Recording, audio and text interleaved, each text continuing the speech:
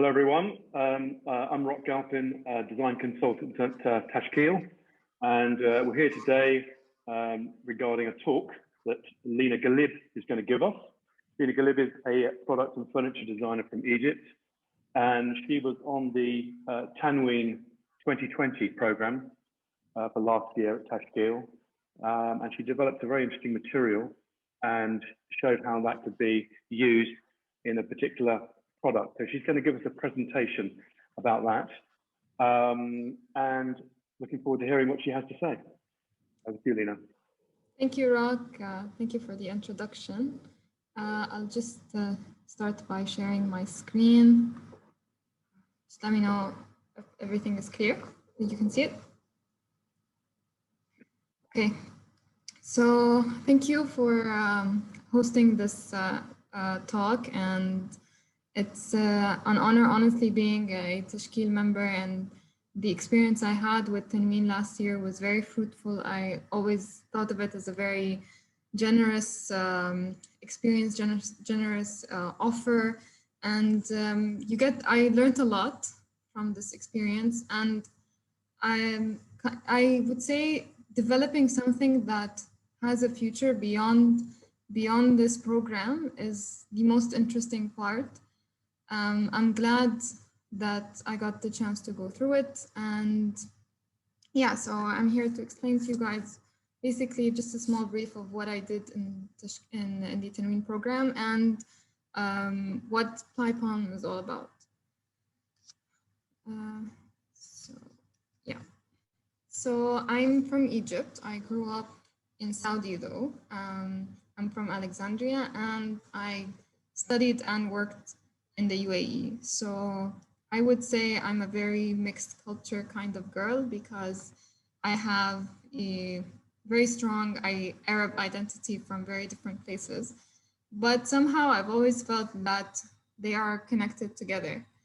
And funnily enough, with my interview with Her Highness Sheikh Latifa when I was getting into the Tanween program, and we were just bouncing off ideas about culture, because I was talking about the Egyptian culture and how rich it is.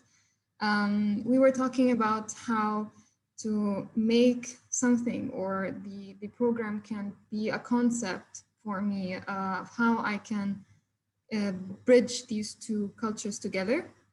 And I found that not just in the UAE and Egypt, but also where I grew up in Saudi, one icon to me that seems best represented to define how I grew up and where I grew up was palm trees for me. So this picture on the right was taken on the way to the airport from Egypt in Alexandria, and this is a scene that you get to see a lot in Egypt, date farms, as well as here in the UAE. So we were talking about how we can bridge these two cultures together. And out of this conversation, I actually was able to answer and say that there is a very strong connection between these two cultures. And the strongest connection is how they use palm trees, or how they use palm trees in their history, and to make things that are suitable for living. So to make homes back in the time here in the UAE that are called arish, and to make furniture in Egypt. So you can see here, the two photos on the left are from al-arish structures here in the UAE. So they used to use the palm midribs, so the branch itself, they would strip it from any leaves. They have their own techniques of drying it, whether in the sand, in the desert, to make it into shapes, or they just kind of wait it out to dry, and then they would connect them together to make different structures here in the UAE.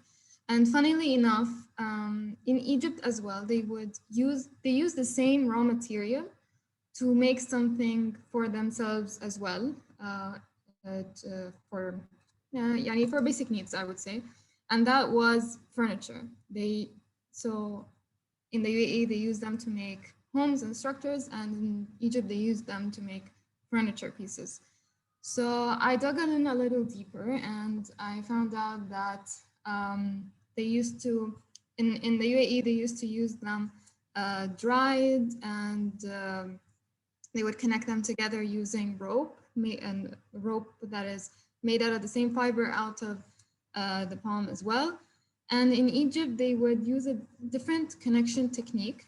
They would use of course, the fresh midribs, and they would also bear them from any leaves. And then what was a little bit different between the two cultures was that they would connect the pieces together through scoring them and making holes in between the branches themselves, and then connecting each piece separately together. And that would be that's how the whole furniture piece would be made. Now, initially, this is kind of where my research kind of dug deep. I wanted to know, first, it was all about how can I use this conversation as an inspiration for a furniture piece. And the material was so interesting for me because it's actually very strong. I once just picked up a random few branches that a guy was cutting up from a palm tree in the parking lot, and I found out that it's actually very strong, and I want to use the material. I want to create something out of it. So I had spoken with my Tanween mentors, and we found different techniques on how to make it strong. So you can see here that they kind of exist. So the palm branches kind of seasonally shed. Either you have to cut them so that the palm trees grow, or if these palm trees grow in a place where people don't really have access, they kind of shed themselves and they kind of fall and they cut out. So they're actually discarded, especially in the UAE, they're actually discarded, and they're not very used that often. And I thought that maybe this is a good time to kind of use something that people aren't using and they're getting rid of and make something out of it. And you can see here, these are the raw kind of collections of the branches that I had. Some were very useful, some weren't. And on the photo on the left was kind of the strong, rather strong branches that I found. And this was the piece that I created for Tanween. It's a bench that was designed to kind of emulate the story between the Egyptian culture and the Emirati culture. Now, I found out a lot about the material through this bench, and I'm going to talk about it now. Now, the material itself is very tricky to deal with because when you're dealing with something that's very raw, there are thousands of questions that come up. And especially that we were during the time of COVID, it was very difficult to come up with all these questions and to answer them myself. But I realized that the method of connection of the material and how to strip it down to its core was actually beautiful. So I collected, so the Plypalm material is basically made out of discarded palm branches that are stripped down to their core and connected together and treated in a certain way to make a very stable material that can be used just like any other wood. It's actually very light in weight, and it has a different texture to it. It's a little similar to bamboo, but the difference is palm is actually fibrous, so it's full of fibers, and bamboo is porous, but they're both very light materials. So now the collection of the palm branches themselves that are discarded or they have been left or cut off at different times is what creates the different tones and the different coloration in the material itself, which I think is what gives the material Plypalm its character. So in Egypt, there are a few people who have also tried using the palm branches to create a material. But the difference was, we found out later that the difference is they can, when you're cutting fresh branches, the core becomes a little bit of a white, kind of very, very light color. So it hasn't been, I wouldn't say decayed, but nature hasn't taken its course on it yet after it's been cut off. So once you cut it off fresh and you cut it open and you kind of start connecting them together, the material starts having a very uniform color. Indifferent to what Plypalm is, Plypalm uses all sorts of branches that were cut at different times, and nature has kind of taken its course on them in different ways. So you get this beautiful coloration in different places. And I think that's something to kind of celebrate here in this material.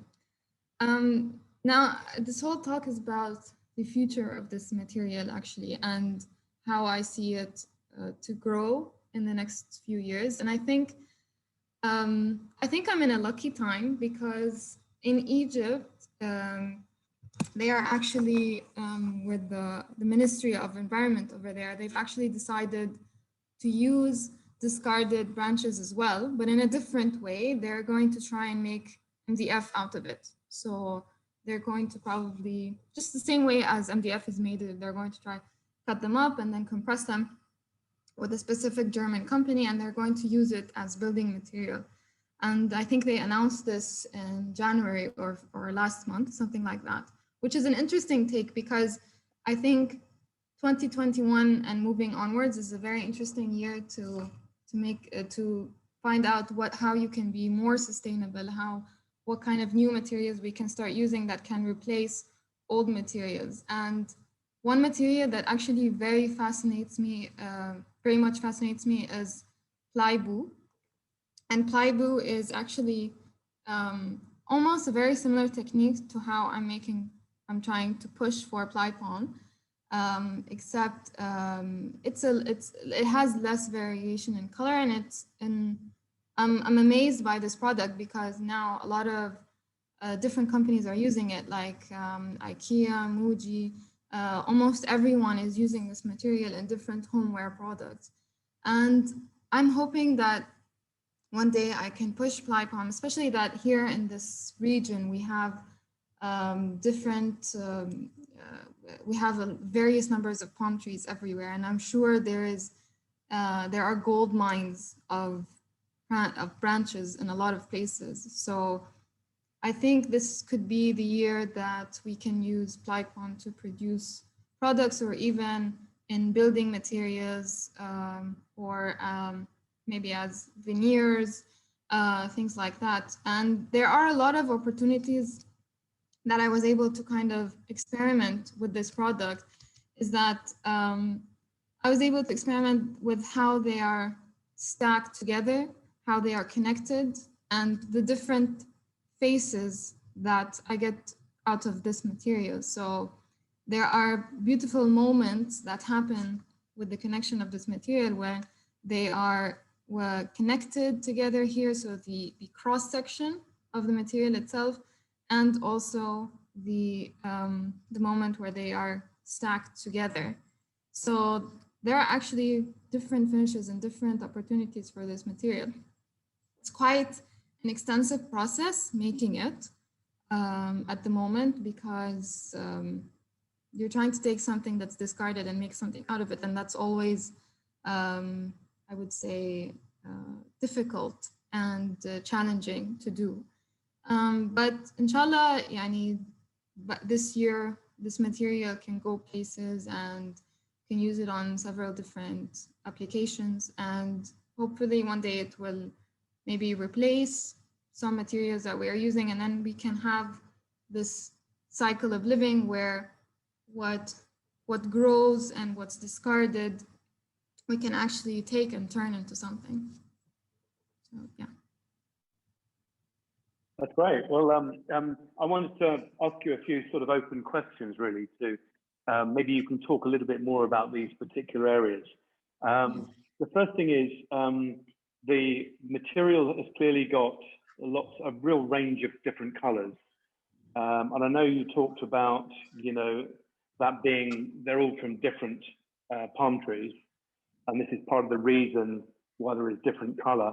Are you able to expand upon why you get such a range of color? And is there a difference in the quality of that wood if it is a different color? Okay, so the way I got to learn this actually through the program when I met with the designer Gareth Neal, and he explained to me what happens with these palm branches and why you get the coloration. And the thing is, so when these branches are left for a very long time, and it depends, sometimes it could happen in a matter of months, and sometimes even the fresh ones can have that, is that they kind of decay, as you can say. So they're kind of naturally rotting. And the very, very dark black ones are actually, they have natural rot in them. But the whole material gets treated with anti-termites and stuff like that, because you kind of have to treat any natural and raw materials that come out of naturally. You have to treat them with anti-termites and specific products. But the beautiful thing is that after you treat it and after you kind of connect it with other pieces and you lacquer it, then the grains themselves, they start to pop out. So they start to look darker and they have ranges of color. And also after you apply, after I applied the lacquer, there were different tests on how it could look like. And so each piece, because they're not always all from the same, obviously not the same tree. So different trees have sort of different, slightly different genetics, or they act in different ways. Their thicknesses are different. Their strengths also are different. So once you apply the chemicals on them and the binding agent and the lacquering or the tinting of it, they all react differently. So in the beginning, initially, I don't know if you can see it here. So initially, it actually looks like this. It's actually this color. Okay. And there is this very, very slight discoloration. So you can see it here. So this one, like this slightly darker one, after it's lacquered, is actually this one over here. So they react, each branch, each piece reacts differently. This whole bench was made out of, I would say, 1,000 plus branches. Okay. Wow. So just to be clear, to be clear, if I'm thinking of how, you know, designers might feel really inspired by your talk and the material, what is the level of control that you can use with the material? For example, walnut obviously has dark American walnut has a very strong grain pattern in it, which gives you a very dark color through to a, you know, mid-brown. But you can also control that by taking certain parts of the tree, and you can get a more consistent color if you wanted to, or you can get a very extreme grain pattern. Is there the same? Can we do the same here, or is it always going to give you this kind of lovely multicolored sort of aesthetic? I think it's okay. So it depends. Right now, what my goal is with Plypalm is to use branches that have been discarded. So this is what gives me the difference in coloration. But if I were to, let's say, actively get into connection with someone who I can actively collect branches and cut them freshly, especially when it's their season to shed, and I have to, of course, dry them out first out of any moisture to be able to use them, then yes, then I can get a more consistent and uniform coloration. I wouldn't have different coloration inside the material, but that's a different process. So it would also a different concept, yeah. All right. And one other thing I was going to ask you about was when we're looking at, in a broader sense of looking at this material, what are the qualities that you've noticed about it, and how did that lead you into producing this piece of furniture, or using the wood in this particular way with your piece of furniture? So when I was doing the test for the material, we actually studied a lot of different things. So how it can absorb a tint, and then there were these quarantine tests of putting the material with a bunch of turmeric in a hot boiling water and seeing how the color will happen. And funnily enough, that actually worked. But then it got a little bit too dark, and I got to cut up a lot of different pieces. And before I understood what I was going to make, what kind of furniture piece I was going to make, or what was the story behind it, there were a lot of different samples involved. So after I was interested with how they looked stacked together, I was interested in let's say the cross section of it, of how it looked like on the other side. So this is the end grain, is it? The end grain? Yeah, the end grain. Yeah, exactly. Yeah, okay. Section, I mean, the end grain. So the conversations were popping up back and forth about which part of the material to use, because they were both so interesting. And there were some samples that were quite interesting of, let's say, just using the end grain, maybe staining it and seeing how it will look like. And it kind of looks to look like a chessboard. But the beautiful thing about it is, when I was doing the tests, I knew what the material offered me, and from strength and from beauty. And I knew that whatever piece I was going to make, I wanted to celebrate both moments, the end grain and the beautiful linearity of the stacking of the branches, and how raw that they can get at times, especially when you're sanding them off. So for example, I knew that I would get these kind of layered textures when I would sand them off. Instead of having something that is square edge, I knew that if I sanded it off a little bit, I would get this kind of, it looks a little as if there was something that was there and then it's not there anymore. So it looks like there was another layer that was there. I knew that I wanted to use the end grain. I knew that I wanted to stack it differently. So there were times where I connected them horizontally and then on the other side vertically. So it was a game to me, more or less. It was a puzzle, especially this piece. In the beginning, I came up with the form, but because the material is so versatile, I would say, I wanted to celebrate every single moment of it. And it was a puzzle for me on how I can put this piece together and show off all the capabilities of this material.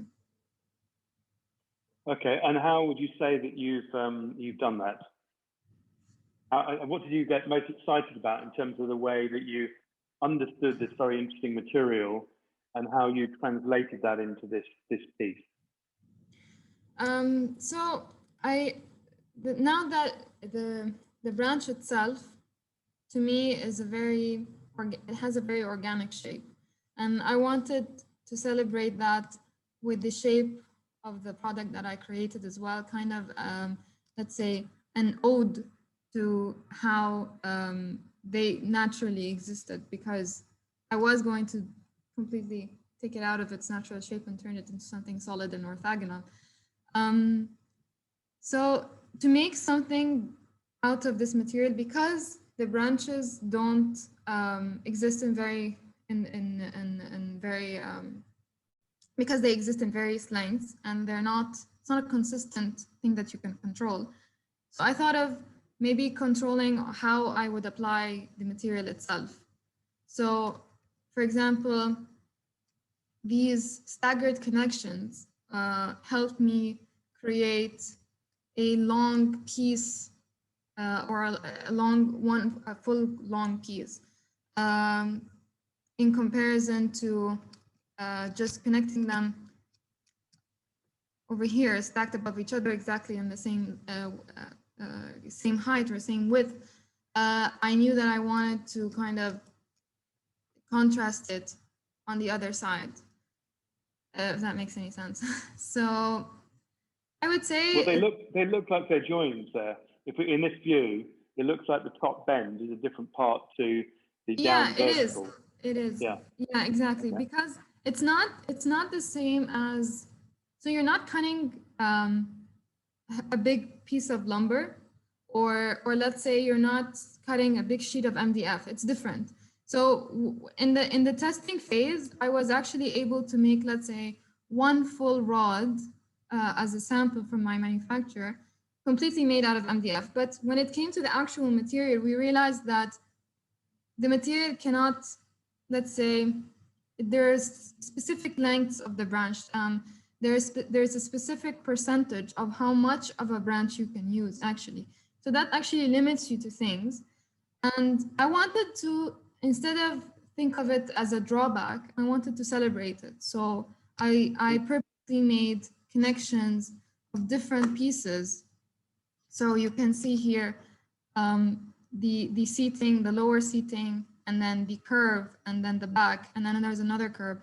And these are all actually separate pieces that are connected together. And that came from the limitation that I had of how much of material I can make, and how I can cut it, and how feasible it is to make blocks out of this material. And it, more or less, like I was saying, it was a puzzle, and how you can put this puzzle together, that I came up with this. Okay, fantastic. And perhaps you talk a little bit about the design of the product as well. So we've talked a lot about materials, and obviously that's the main talk. It's plywood with yourself, Plypalm with yourself. Can you tell us how you this design occurred, the object, in terms of it being a seat, and how the material related to that? Yeah, it comes from the technique that the Egyptians use to create furniture pieces or objects from the branch itself. So as I mentioned, the technique was to cut the fresh branches that allowed for the palm tree to grow, and they would slice them, they would score them, and punch holes in them at different instances, and then connecting them together and passing them through each other, they were able to create a structural piece. So in the object itself, you will see the brass rods are a material that I used. Sorry, I used to contrast the Plypalm itself, because I wanted to have some sort of connection with the audience, especially that this is a new material. They don't know what it is. It's the first time it's coming out. So it's I wanted to link it with something familiar. So the connections that they used to use, these men used to use, sometimes would be perpendicular to each other, and sometimes they would be at an angle, and they would actually cross each other, like at this instance, for example. And the full piece would be made from palm branches, and it would be 100% structural, whether it's a table, whether it's a chair, whether it's a bird cage. I'm sure a lot of people have seen this in different countries, actually, not just Egypt. But they are famous for making these furniture pieces made out of 100% palm branches. And I think it's beautiful how you can use just different connections to make something 100% structural. So this whole bench is actually being held together by these brass rods, and they're 100% brass to make sure that it's strong enough to hold the weight. Okay, fantastic. And one other thing, I mean, if we're talking about how other designers might pick up on this material and use it in their projects, what would you say are sort of natural other applications? Could you suggest any? Or obviously you've explored and experimented this material, and you've discovered probably no doubt a lot about it. So can you pass on any tips to others? So I know that I can offer, like the Plypalm material, I can offer different kinds of stains. It absorbs stains very well. Different kinds of finishes, even different kinds of lacquering, and it reacts just as good as any kind of wood, to be honest. Yeah. You're going to be supplying the material, aren't you? That's the idea. That's the idea. Yeah. Working hard on. Yeah, I'm working hard on trying to make this happen in the UAE. There are a few stepping stones that I have to get on before I get to call myself a supplier of Plypalm. But that's the goal. Yeah, hopefully this year I can reach a small part of that goal. But yeah, I have a lot of interest. There are a lot of people who are contacting me saying they just want to buy sheets of the material. And at the moment, it's still an early stage, so production is a little difficult or a little at a high cost. But hopefully, with the research I'm doing, I'm trying to find more ways to make this feasible. But right now, yeah, I was able to produce, let's say, just a sheet of material and to cut it up and use it for different things. So yeah, in my free time, I'm kind of trying to do as many tests as I can to see, not just to create products for me to design things for them, but most importantly to make the material itself and make it available for people to take and to purchase and to use. That's exciting. So do you have any sense of what shape or form that material would take? I mean, you mentioned sheet a minute ago. That's obviously very different to the sort of rods that you've constructed here. So do you imagine it to be available? What sort of different versions of the material could people potentially order it from you in? So this material can be made in any shape and any form. It's because it's the single piece that's being connected to 1,000 others, so it can take any shape or form. So right now, if anyone wants to make a specific piece, I would advise on the shape and the size of the block, because if the material is being made especially for you, then for now I can control the size of it to make it efficient, like how many small pieces you want to make. Then I will let's say round up how much material you actually need. So instead of making waste out of waste, it would be more efficient to kind of calculate exactly how I can make the material from the beginning to make sure I use all of it. Maybe, let's say, in the next 3 or 4 years, I can reach to a stage where I have a factory, it just makes the material, sheets, specific widths and lengths, and it's just automatically purchased. But at the moment, I think I'd say I'm at a more bespoke stage. Yeah. Okay. And is there anyone else doing something similar to you at the moment? Anyone else making manufacturing material from palm? Yeah, there is. We found out that there is someone in Egypt. There was a group of people in Egypt who were in a very small town. I think it was more of a charity thing, or to help create jobs, that they started also or had started back then making material out of the palm branches. But their material is a little more consistent colored. I'm not sure if they're offering it to be sold, but I know that it was more of a charity project. And another thing would be that I found out recently that Egypt is going to be using palm tree waste and branches waste, and as well as the leaves, I think, to make an MDF material out of it. But that wouldn't look like this. That would be more for structural purposes, or like, let's say, cabinetry that has another layer of paint or lacquer on it that you don't actually need to see the core of it. So they're making MDF material out of the palm branches. So yeah, I think a lot of people, and I attended a talk for Dr. Sandra Isaac, and there were a lot of people who are interested in making things out of palm. Whether I know someone who's trying to make a specific product just out of the branch itself without attaching it to something else, without even losing the shape of the branch. So I think also Dr. Sandra had created furniture pieces and installations out of the branch itself, also respecting the structure itself without cutting it up or things like that. So, so yeah, I think there are a lot of people doing a lot of things with palm.